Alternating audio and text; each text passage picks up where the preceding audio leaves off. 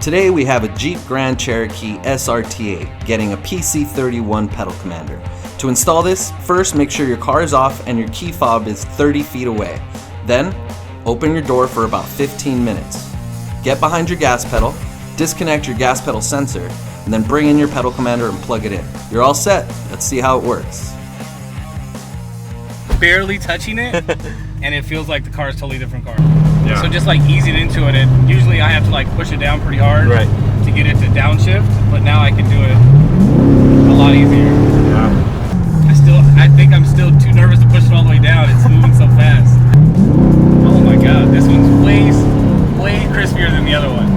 So I've done a lot of homework on it. Yeah. And when I first got the car, I just enjoyed the power. Yeah. And then going from enjoying the power to kind of noticing that there is a little bit of lag from when I smashed the gas down. Right.